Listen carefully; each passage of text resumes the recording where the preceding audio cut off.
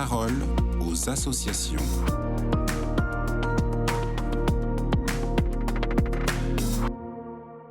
Bonjour à tous, aujourd'hui avec la Société de Saint-Vincent-de-Paul, on revient sur la mobilisation pour les réfugiés ukrainiens. On en parle avec Valérie Anne-Maître. Bonjour Valérie. Bonjour. Vous êtes la rédactrice en chef adjointe du magazine Ozanam, dans lequel vous publiez le portrait d'une jeune Ukrainienne qui a été aidée par les équipes de l'association.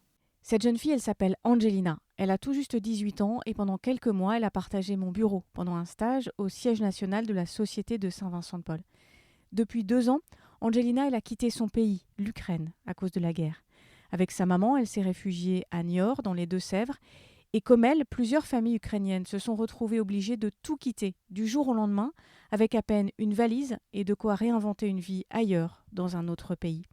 Dans ce cas-là, on est heureux de trouver sur son chemin des gens solidaires, et c'est ce qui est arrivé à Angelina et sa maman. Elles ont un jour poussé la porte du local de la Société de Saint-Vincent-de-Paul à Niort, et là, elles ont rencontré une équipe prête à les aider.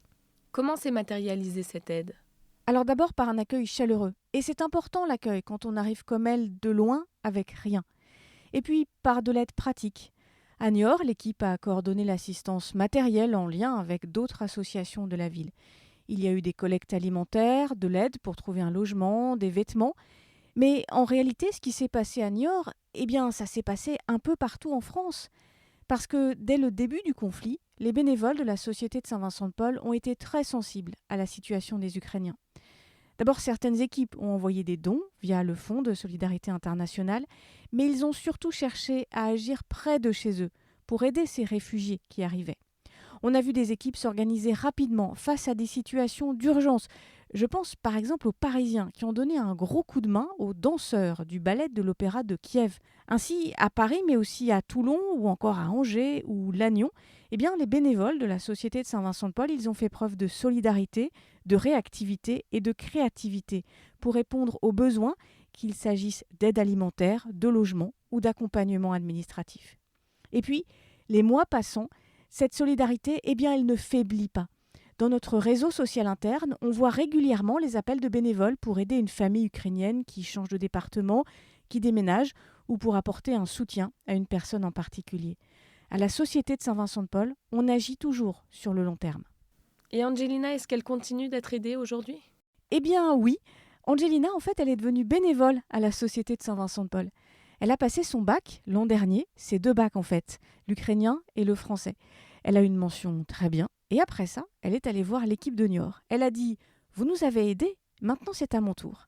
Alors elle a donné un coup de main au vestiaire par exemple, et puis Angelina, elle raconte tout ce qu'elle fait à son papa. Son papa, il est resté à Kiev.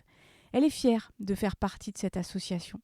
Et puis ce qu'elle lui raconte aussi à son papa, c'est les quelques mois de stage qu'elle a passé avec nous, à Paris, dans nos bureaux, dans les bureaux de la structure nationale.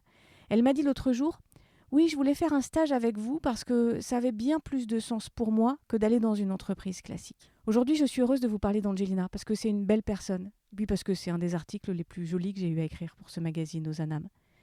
L'histoire d'Angelina, elle est triste et elle est belle en même temps. On parle de la guerre, on parle de changer de pays, on parle de déracinement, mais on parle aussi de solidarité, d'entraide au-delà des frontières. Et puis on parle d'espoir aussi. Merci beaucoup Valérie Anne. Le portrait d'Angelina est à lire dans le magazine des bénévoles de la Société de Saint-Vincent-de-Paul. Je le rappelle sur votre site internet ssvp.fr et je vous dis à très bientôt pour une nouvelle chronique.